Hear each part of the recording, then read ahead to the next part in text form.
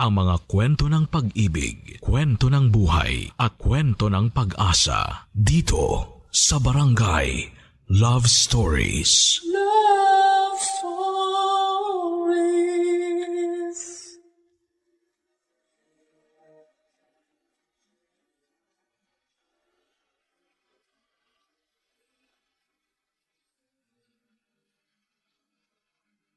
Walang sinuman ang mabubuhay nang hindi kasama ang pamilya. Yun ang sabi ng karamihan. Kaya ang iba sa atin ay sagad kung makapagbigay ng tulong para sa ikagiginhawa ng lahat ng parte nito. Ikaw kabarangay, hanggang saan ang kaya mong isakripisyo para sa pamilya mo? Madalas na umiikot ang malaking parte ng buhay natin sa ating pamilya. Yung iba nga sa atin ay sila ang ginagawang mundo at sa kanila na umiikot at inuubos ang bawat oras ng buhay natin. Pero ang sabi ng iba, ang pagtulong daw, kahit pa sa pamilya ay dapat na may limitasyon. Dahil ang enerhiya at oras ng bawat isa sa atin ay palagi ring may hangganan. Dear Papa Dudut, tawagin niyo na lamang po ako sa pangalang Annalyn, 34 years old at nagtatrabaho bilang supervisor dito sa isang department store sa Batangas. Palagi talaga ako nakikinig ng inyong programang Barangay Love Stories at umaasa ako na sana'y marinig ko ring umere sa inyong radio station ang sulat kong ito. Alam ko kasi na libo-libo ang mga tao na nagpapadala ng sulat sa inyo at kung sakali man na pala rin akong mapili itong sulat ko, ay makapag-iiwan din sana ng aral ang kwentong ibabahagi ko sa araw na ito. Papadudod panganay ako sa 7 magkakapatid at kaugalian na nga ata ng karamihan sa atin na umasa na ang panganay ang makapagbibigay ng magandang buhay sa buong pamilya. Ang panganay na anak ang palaging may pinakamalaking responsibilidad sa lahat. Dahil yon ang nangyari sa akin noon, Papa Dudut. Bago namatay ang tatay ko, palagi niyang sinasabi na kailangan ko raw mag-aral ng mabuti dahil ako raw ang makapag-aahon sa pamilya namin mula sa kahirapan. Nasa 3rd year high school ako nang mamatay siya nang dahil sa komplikasyon sa diabetes. Nang makagraduate ako ng high school ay akala ko talaga na hindi na ako makakapag-aral pa ng college. Mabuti na lamang at nakapasa ako sa scholarship sa isang university sa Maynila 1 taon pagkatapos kong huminto sa pag-aaral. At dahil malayo sa amin ang university na yon, humingi kami ng tulong sa kapatid ni nanay na nakatira sa Maynila, Papa Dudut.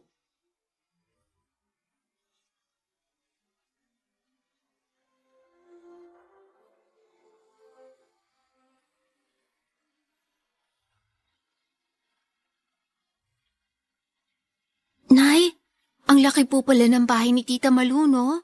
Oo, pinag-ipunan niya talaga na maipagawa ang bahay na to. Wala naman kasi siyang asawa o anak na pwedeng pagkagastusan, kaya binuhos niya na lang sa pagpapaganda ng buhay niya. Ang dami niya nga rin pong appliances dito sa sala. May TV, malaking radyo, aircon, at electric fan pa. Kompleto po talaga lahat. Tsaka nakita niyo po yung refrigerator dun sa may kusina kanina? Ang laki po, Nay. Sigurado po ako na maraming laman na pagkain yun. Kaya nga magpapakabait ka dito, ha? Huwag kang magiging pasaway sa Tita Malu mo.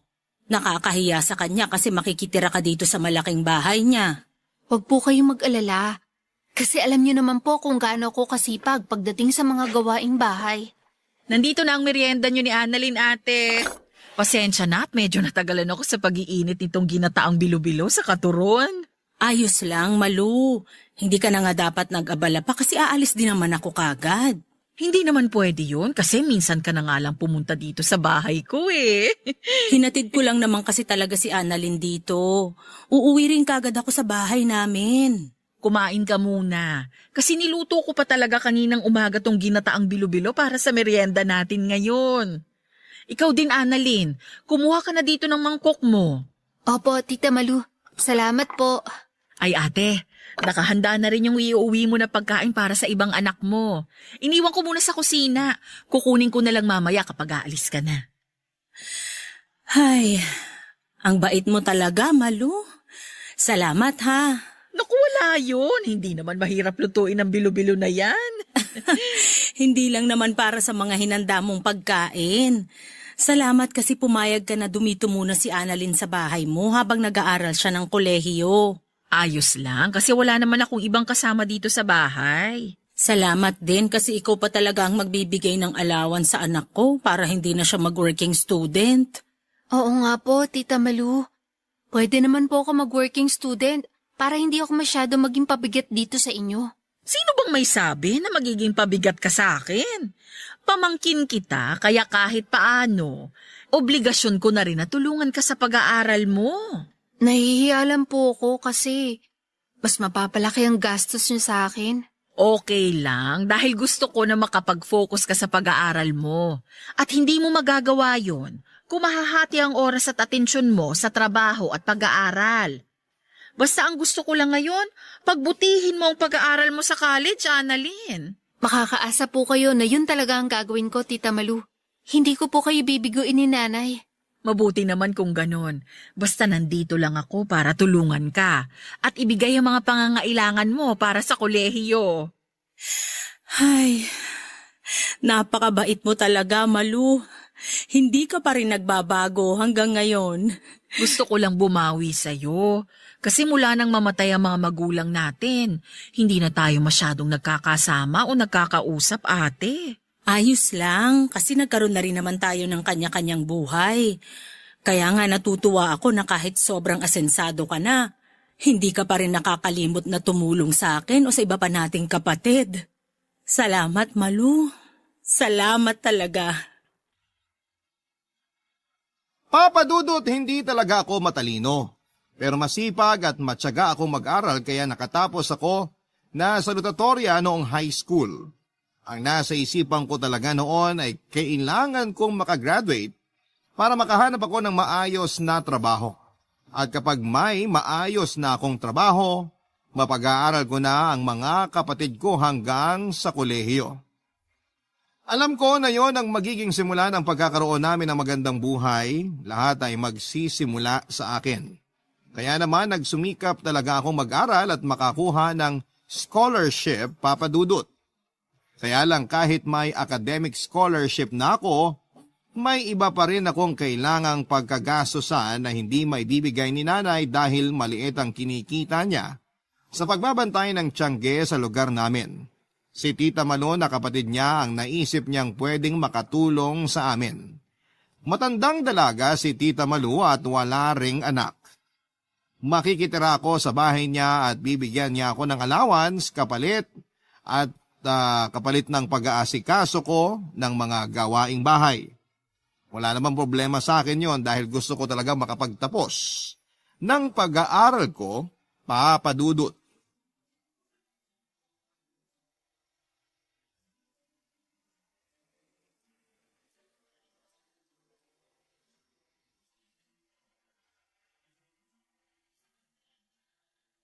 Annalyn!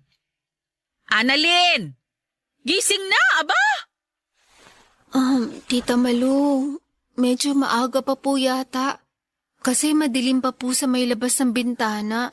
Anong maaga pa? 5:30 na, kaya bumangon ka na dyan. Pwede po bang 6:00 na lang ako bumangon? Medyo napagod din po kasi ako sa biyahe namin ni Nanay kahapon. Ay, hindi pwede! Bumangon ka na dyan at marami ka pang gagawin. Pero Tita Malu... Annalyn, umayos ka dyan. Hindi ka pa nagtatagal dito sa bahay ko, nagiging pasaway ka na kaagad? Hala, bilisan mo't bumangon ka na dyan. Halika na, lumabas ka na ng kwarto. Sige po, Tita.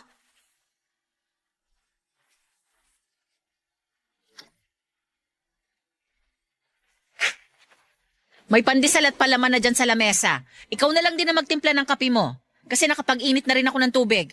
Sige po, Tita. Mabilis ang oras dito sa Maynila, ha? Hindi pwede ang babagal-bagal at tatamad-tamad ka. Kung gusto mong umasenso ka sa buhay, sipagan mo sa lahat ng oras. Opo, Tita.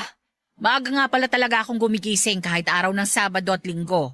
Maaga kasi ako nagsisimula na maglinis dito sa bahay, kaya kailangan na masanay ka na. Maaga rin naman po talaga akong gumigising. Talaga? Bakit ang hirap mong gisingin kanina? Medyo napagod lang po talaga ako sa ilang oras na naging biyahe namin ni Nanay kahapon. Ang hilig mo talaga magreklamo kahit kailan ano? Tita Malu, hindi naman po ako nagrereklamo. Sinabi ko lang po yung dahilan kung bakit hindi agad ako nakabangon kanina. Ang sabihin mo, sinanay ka lang ng nanay mo, natatamad-tamad ka sa bahay nyo. Naku, Annalyn, sinasabi ko na sa'yo na hindi talaga pwede dito sa pamamahay ko ang katamaran mo na yan. Hindi po ko tamad sa kahit na anong gawaing bahay. At ipapakita ko po yun sa inyo. Patunayan mo, hindi yung puro salita ka lang dyan. Tandaan mo, hindi magiging biro ang mga gagastusin ko sa'yo. Kaya ayus-ayusin mo ang pagkilos dito sa bahay ko. Opo, tita. Puro ka opo-opo dyan. Hindi mo pa nga binibilisan ang pagkilos mo? Nakita mo naman kung gaano kalaki ang bahay ko, di ba?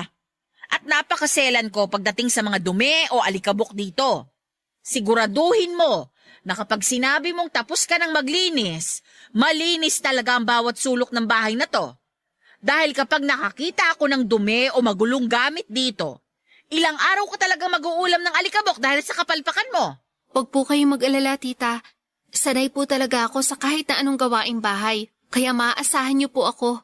Ay, patunayan mo sa akin lahat yung sinasabi mo. Dahil kapag napatunayan ko natatamad-tamad ka, makakatikim ka ng tamang pagdidisiplina sa akin. Tandaan mo yan, Annalyn. Papa Dudut, hindi ko talaga gaanong kilala si Tita Malu kasi kapag may konting pagtitipon sa bahay kagaya ng fiesta, ay hindi siya nagpupunta para makihalubilo sa amin. May ilang beses ko lamang siyang nakita noon bago ako makitira sa kanya. Madalas ko lamang naririnig ang mga kwento tungkol sa kanya. Nasa kanilang 4 na magkakapatid ni nanay si Tita Malu ang pinaka-successful dahil ito lang ang nakapagtapos ng pag-aaral at nakakuha ng maayos na trabaho. Noong nabubuhay pa si Tatay Papa Dudut ay madalas niya rin pong binibida sa akin ang kapatid ni nanay na si Tita Malu. Na kapag nakatapos raw ako ng pag-aaral ay magiging kagaya raw ako nito, na magkakaroon ng maayos na trabaho at magandang buhay. Kasunod daw noon ay maibibigay ko na sa kanila ang magaan na pamumuhay na pinapangarap nila. Nakikita raw ni tatay na ako ang magbibigay ng totoong liwanag at saya sa aming pamilya. Totoong nakaka-pressure sa side ko kasi hindi naman ako kagaya ng valedictorian kong kaklase noong elementary at high school, na kahit na hindi gaanong nag-aaral ay palaging nangunguna sa klase. May ilang beses din na from top 2 ay nagiging top 3 or top 4 na lamang ako sa klase namin noong elementary. Kapag nangyayari yon ay nakikita ko ang pagkadismaya sa mukha ng mga magulang ko. Kaya naman ginagawa ko ang lahat para kahit papaano ay makahabol sa mataas na grade sa klase. Tinatako sa isipan ko ang palaging bilin ng mga magulang ko na ako ang magiging tulay para maging mas magaan ang buhay namin noon, Papa Dudut. Barangay Love Stories. Barangay Love Stories. Papa Dudut, nang makagraduate ako noon ng high school at sabihin ni nanay na hindi muna ako makapagkolehiyo dahil hindi niya kaya ang gastusin, ang sabi ko ay gagawa ako ng sarili kong paraan para makapagpatuloy ng pag-aaral. Sa mahigit 1 taon na hindi ako nag-aral noon, tumulong ako sa pinsan ko sa pagtitinda ng mga kakanin at sa mga araw na hindi kami nagtitinda ay sumusubok ako na mag-apply sa mga university na nababalitaan ko na nagpapa-exam para sa scholarship. Hanggang sa makapasa na nga ako ng full academic scholarship sa isa sa mga pinag-eksaman ko sa munisipyo. Pumunta kasi kami doon sa munisipyo ang ilang mga estudyante at staff mula sa university sa Maynila para magpa-exam sa mga gustong magkaroon ng scholarship.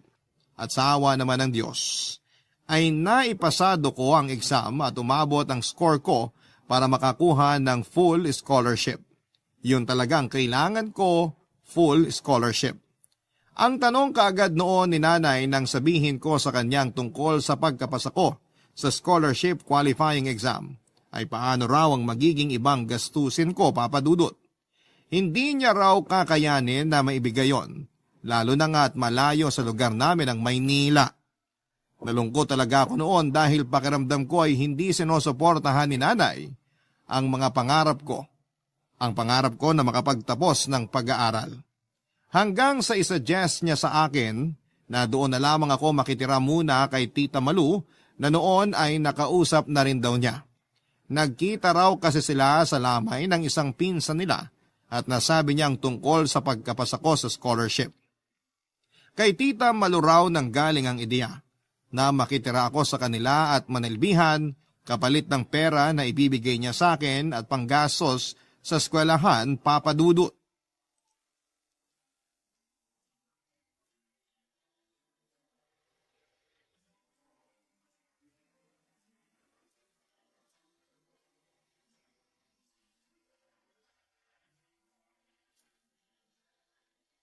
Grabe, ang sakit naman sa ulo nitong nire-review ko. Ay, bakit pa kasi ang hirap palagi ng exam na binibigay sa amin ni Sir? Palagi na lang may mahabang formula at computation. Ang init-init pa ng panahon kahit 2:00 na ng madaling araw. Makapagbukas nga muna ng electric fan.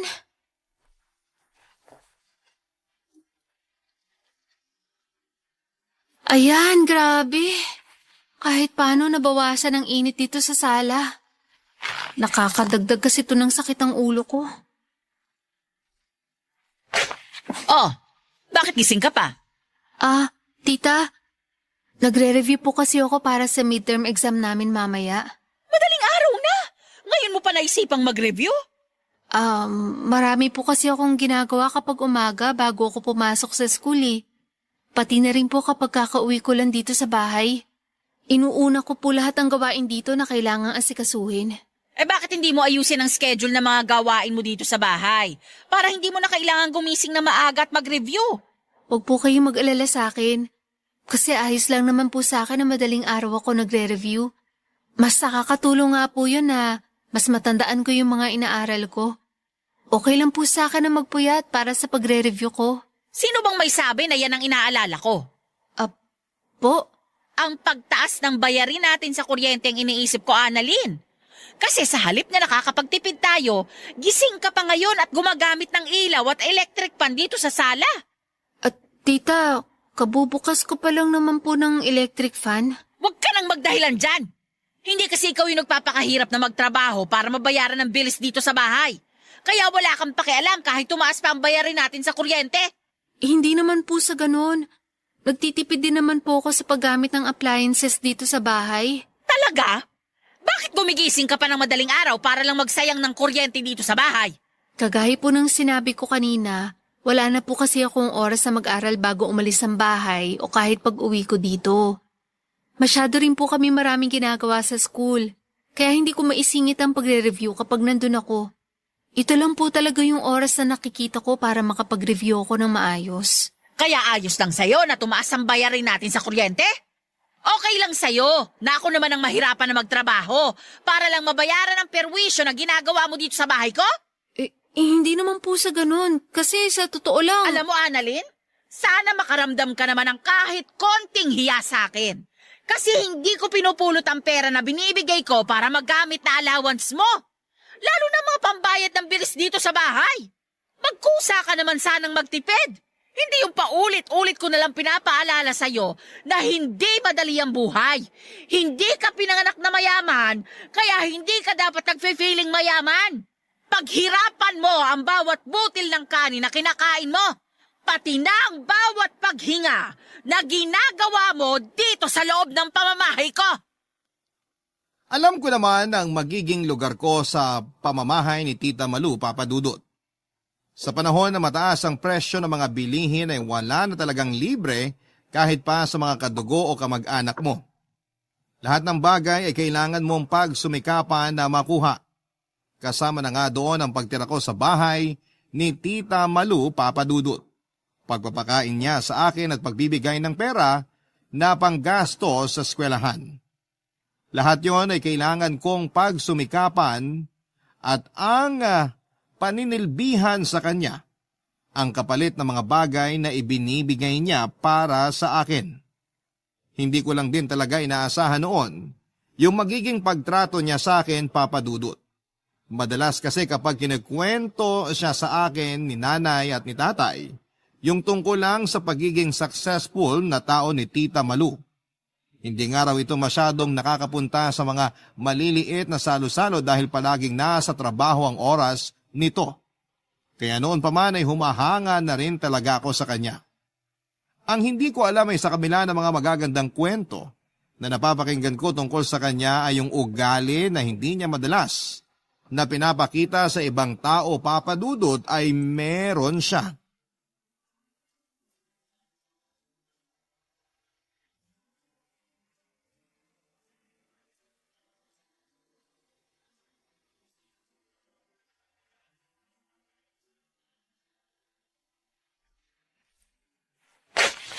Eto na ang kape mo, ate. Salamat, Malung. Mabuti naman at naisipan mo nang dumalaw dito sa bahay. Pasensya na at ngayon lang din ako nagkaroon ng extra na pera para magamit na pamasahe paluwas ng Maynila. Dapat sinabi mo para pinadalhan kita ng pamasahe mo papunta dito. Ano ka ba? Hindi na kailangan yun at napakarami mo nang naitutulong sa amin ng anak ko. Nahihiya na nga ako sa iyo eh. Ate, walang dahilan para mahiya ka sa akin. Sabi ko naman sa'yo, basta kailangan mo ng tulong, magsabi ka lang palagi sa akin. Nay? Annalyn, anak! Nay, grabe. Namiss ko po kayo. Payakap nga po. Namiss din kita, anak. Miss ka na namin ng mga kapatid mo. Ay, maupo ka muna dito sa sofa at mukhang pagod ka rin sa biyahe mo. Medyo nga po, kasi ang layo ng nilakad ko mula dun sa may kanto. Naku, naglakad ka pala mula dun sa babaan ng jeep? Opo, Tita Malu. Ay bakit hindi ka nalang sumakay ng tricycle? Nagtitipid po kasi ako, tita. Mabuti naman at naisipan mo nang gawin yan. Alam mo kasi, sa totoo lang ate, medyo magastos pala tong si Annalyn. Palagi niyang nauubos ang allowance na binibigay ko sa kanya. Kahit sinusobrahan ko na nga yung binibigay ko, wala pa ring natitira. Kaya madalas ko tuloy siyang masermonan tungkol sa paghawak at paggamit ng pera. Alam ko na hindi ako ang nanay niya, pero hindi ko lang maiwasan na mapagsabihan sa ate. Ayos lang, Malu. Naiintindihan ko kasi para naman din kay Annalyn ang ginagawa mo. Yan din ang palagi kong sinasabi sa kanya. O siya, maiwan ko na muna kayo dyan. Magluluto lang ako ng ulam para sa hapunan natin. Naku, Malu, aalis na rin naman ako mamaya. Huwag ka nang mag-abala pa. Dito ka na maghapunan ate. Bibilisan ko ang pagluluto para maaga tayong makakain. Ikaw na muna mag-asikaso sa nanay mo, Annalyn. Ako nang bahala sa pagluluto sa kusina. Tatawagin ko na lang kayo kapag kakain na tayo, ha? Sige po, Tita Malu. Salamat po. Kamusta ka naman dito, anak? Ayos naman po ako dito, Nay. Sigurado ka? Opo. Para kasing medyo nangangayayat ka. Saka ang lalim ng eye bags mo. Marami po kasing inaasikaso ngayon sa school kaya madalas napuyat din po ako. May gusto ka bang sabihin o ikwento sa akin? Wala naman po. Maayos ba ang trato ni Malu sa'yo dito sa bahay niya? Ayos na ayos lang po ako, Nay. Mabait po siya sa akin tsaka binibigay niya po lahat ng mga kailangan ko sa school. Madalas nga po na sobra talaga yung allowance na binibigay niya sa akin. Kaya maswerte po ako na pinatuloy niya ako dito sa bahay niya. At tinutulungan niya ako pagdating sa ibang gastusin na kailangan para makapag-aral po ako. Papa Dudut, hindi naman ako madalas na sinasaktan ng pisikal o pinagbubuhatan ng kamay ni Tita Malu. Mas madalas pa yung ginagawa niya na pagsigaw sa akin at pagbitaw ng mga masasakit na salita. Pakiramdam ko ay mas masakit pa ang mga salitang yon kesa sa pananakit niya ng pisikal sa akin. Mas nagiiwan yon ng kirot at marka sa akin, lalo na kapag nararamdaman kong isa lamang akong sampid na palamunin sa bahay ni Tita Malu. Pero ni minsan ay hindi ko yon sinabi o kinuwento kay Nanay Papa Dudut. Alam ko kasi na labis siyang mag-aalala sa akin at baka bigla niya na akong pauwiin sa bahay at ni minsan kasi hindi ako sinaktan o pinagbuhatan ng kamay ni Nanay. Hindi man perpektong ilaw ng aming tahanan si Nanay ay sapat na ang pag-aalaga at pagmamahal niya para masabi ko na hindi niya hahayaan na masaktan ako ng ibang tao. Kaya ang palagi kong sinasabi sa kanya, sa tuwing magkakausap kami ay ayos lamang ako at mabait naman si Tita Malu. At kailanman ay hindi niya ako dapat na alalahanin, Papa Dudut. Barangay Love Stories. Barangay Love Stories. Papa Dudut, sa kabila ng hindi magandang pinagdaanan ko kay Tita Malu, malaki pa rin ang naging pasasalamat ko sa kanya dahil nakatapos ako ng pag-aaral ko. Oo, hindi naging madali ang lahat pero naging daan naman si Tita Malu para matupad ang mga pangarap ko na maitawid ang kolehiyo. Hindi man gaanong naging maayos ang pagtrato niya sa akin, nagpapasalamat pa rin ako na pinatuloy niya ako sa bahay niya at tinulungan sa mga gastusin ko sa pag-aaral. Papa Dudut, umuwi na rin ako noon sa bahay at kagad ding nakahanap ng maayos na trabaho. Literal na ako ang sumalo ng lahat ng responsibilidad at gastusin sa bahay namin. Pinakamabigat na kasama ang pagbabudget ko. Sa pag-aaral ko sa kolehiyo or pagpapaaral ko sa kolehiyo sa kapatid kong si Alena na sumunod naman sa akin. Wala kasi siyang kahit na anong scholarship na pwedeng makabawas ng tuition fee niya. Pero ganun pa man ay pilit kong ginapang ang pag-aaral niya, kasabay ng ilang gastusin sa bahay dahil umaasa ako na kapag nairaos ko ang mga gastusin sa pag-aaral ni Alena, matutulungan niya ako sa responsibilidad sa pamilya namin, Papa Dudut.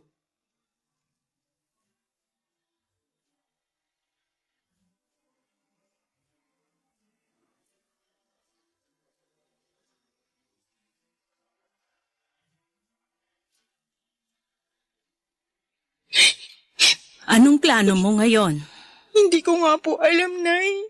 Kailangan malaman na to ng ate mo habang maaga pa. Natatakot po ako, Nay. Alam ko. Pero hindi mo pwedeng itago sa kanya ng matagal ang sitwasyon mo ngayon. Malalaman at malalaman din niya ang ginawa mo, Alena. Ate? Annalyn, ang aga mo naman yatang nakauwi ngayon, anak. Dapat nga po kanina pa ako nakauwi kasi maaga ko natapos yung trabaho ko, Nay. Kaya lang, ang traffic naman po banda dun sa may tulay kasi may banggaan na naman po ng truck at kotse dun. Grabe tuloy yung traffic na mapadaan yung jeep namin dun kanina. Madalas talaga na may nangyayaring aksidente doon.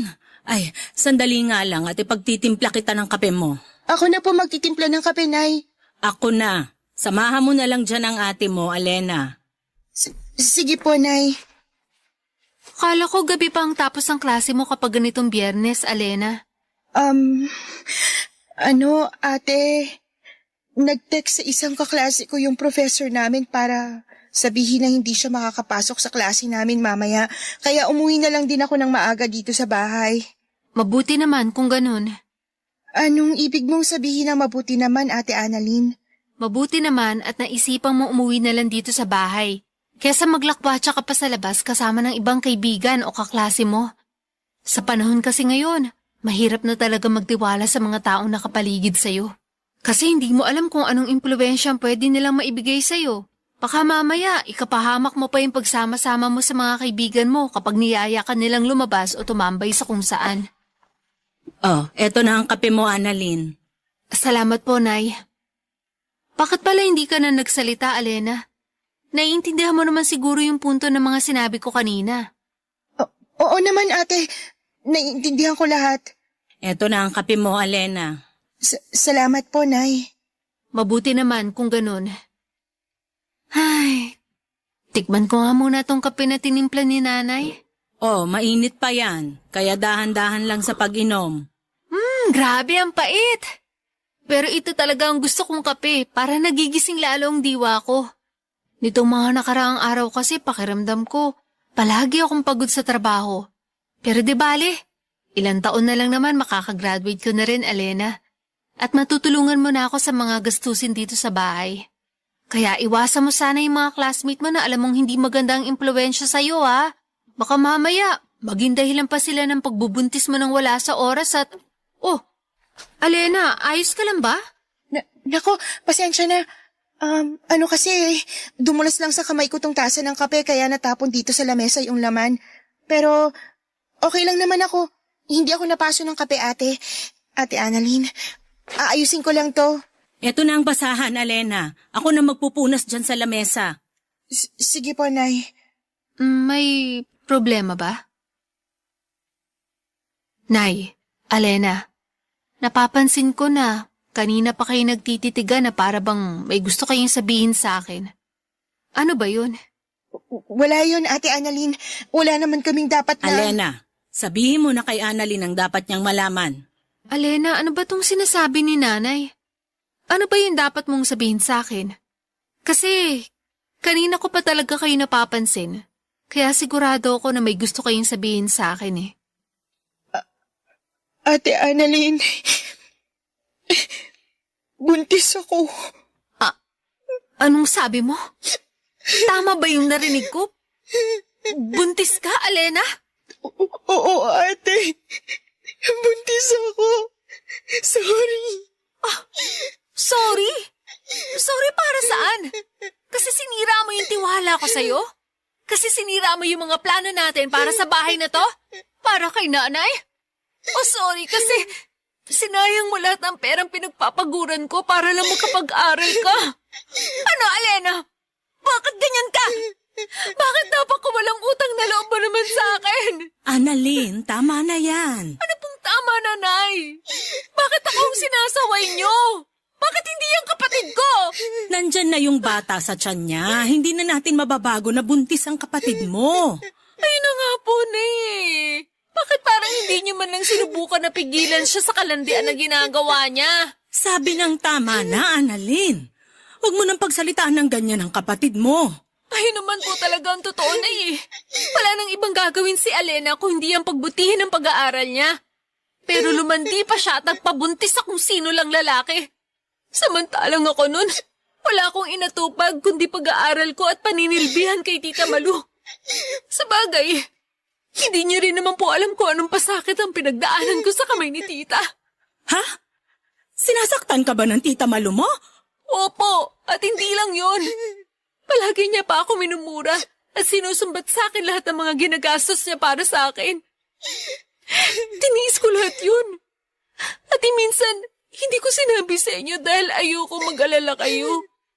Dahil ang nasa isip ko nun, titiisin ko lahat ng hirap at pasakit sa bahay ni Tita Malu para makapagtapos ako ng pag-aaral ko.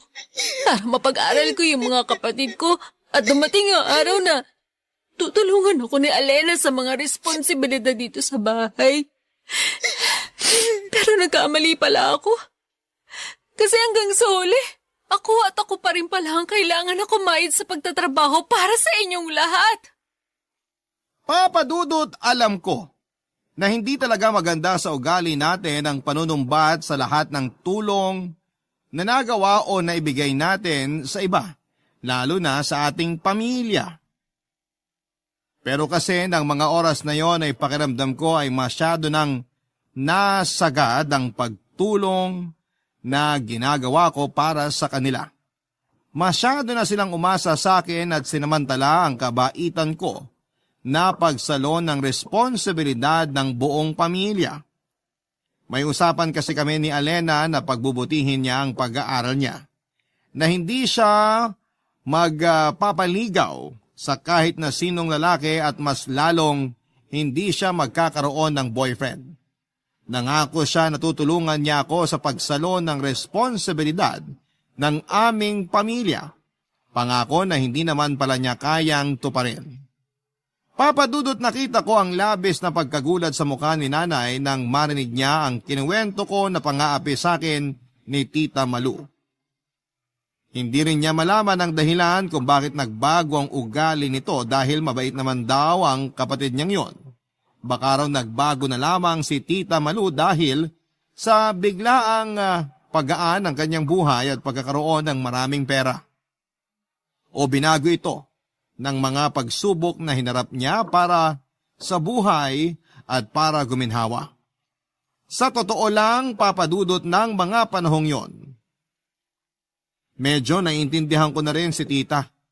Iba lang ang paraan niya.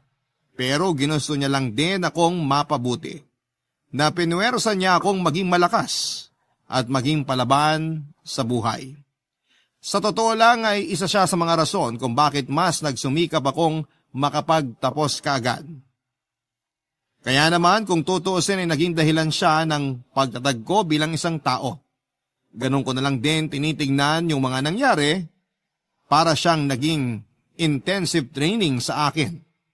Tungkol naman sa pagbubuntis ng kapatid kong si Alena. Noong malaman ko naman yon ay huminto na siya noon sa pag-aaral.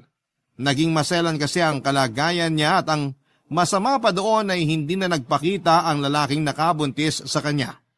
Kaya naman ang nangyari, ako na naman ang gumastos ng lahat ng gastusin kasama na ang mga check-up at gamot na kailangan sa pagbubuntis niya.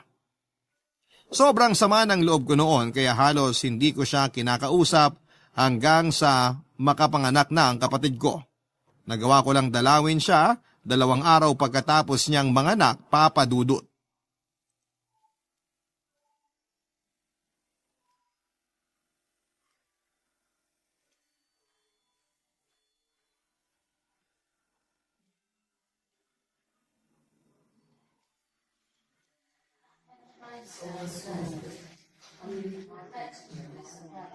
Kamukhang kamukha mo talaga ang baby mo, Alena. Lalo na kapag ganyan na mahimbing ang tulog niya. Oo nga po, Nay. Mula sa mata, ilong, labi, hanggang sa maputing kutis ni baby. Namana niya sa akin lahat. Mabuti na lang talaga dahil sigurado ko na lalaking maganda ang baby mo. Lalaki siyang maganda at mabuting tao. Ate Annalyn. Kumusta ka na, Alena? Ayos naman, ate. Pasensya ka na kung ngayon lang ako nakadalaw dito sa ospital. Nag-overtime pa kasi ako sa trabaho ko. Okay lang. Naiintindihan ko. Hindi ka ba nahirapan sa panganganak mo?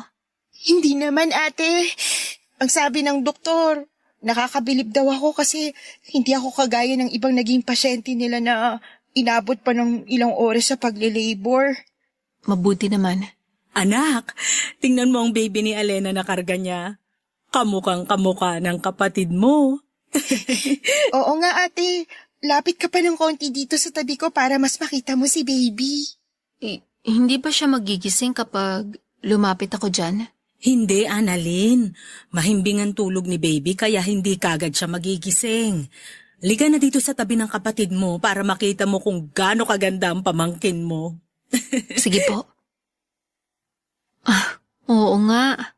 Kopyang-kopya niya ang mukha mo, Alena. Ganyan na ganyan din ang mukha ng kapatid mo nung pinanganak ko siya. Kamukha niya nga po yung mga baby picture ni Alena, Nay. Ang taba ng pisngi. Tapos, namumula pa. Kaya hindi may pagkakailang akong nanay niya. Mabuti na lang talaga at hindi ka nahirapan sa panganganak sa baby mo, Alena. Yung iba kasi, di ba, kapag first time nila manganak, nahihirapan talaga sila. Tsaka nabanggit ni nanay noon na sinabi ng doktor na magiging masela ng pagbubuntis pati na ang panganganak mo. Nasunod ko rin daw kasi lahat ng mga bilin ng doktor, lalo na pagdating sa mga gamot na kailangan kong inumin. Alena, pasensya ka na kung wala ako dito sa tabi mo nung manganak ka. 2 araw pa ang lumipas bago kita nadalaw dito sa ospital. Ayos lang, ate. Naiintindihan ko yun. Sorry talaga.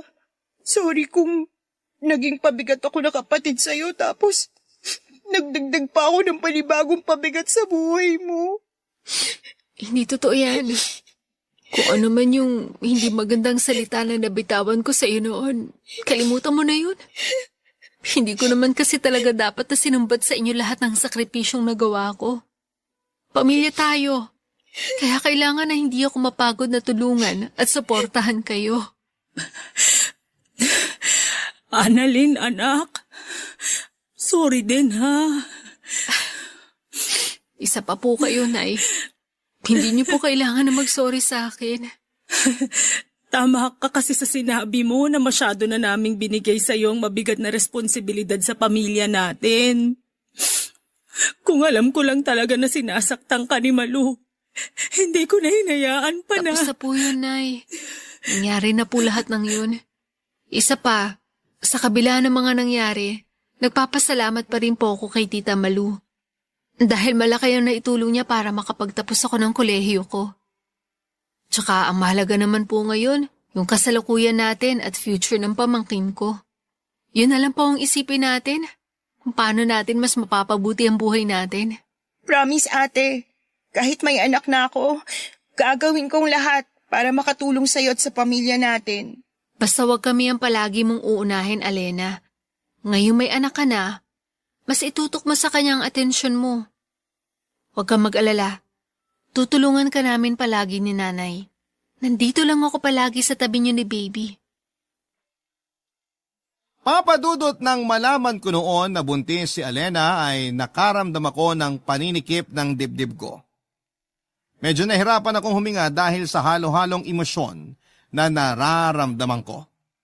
Magkakahalong galit, sama ng loob, inis at matinding lungkot ang nasa dibdib ko kaya kaagad na sumabog ang luha ko. Hindi ko na rin napigilan ang mga salitang nabitawan ko noon kasama na nga ang panunumbat sa lahat ng sakripisyo na nagawa ko para sa pamilya ko. Oo, walang pumilit sa akin na saluhin ang responsibilidad na yon at palagi akong may choice na hindi yon tanggapin. Pero bilang panganay at lumaki sa pamilya na tinatatak sa isipan ko na kailangan kong gawin ang lahat ng yon, tinanggap ko nang ako ang unang aasahan nila na tutulong para guminhawa ang buhay ng aming pamilya. Pero umaasa ako noon na hindi lang ako ang gagawa ng pagsalo ng responsibilidad na yon. Umasa ako na tutulungan ako ng mga kapatid ko lalo na ni Alena.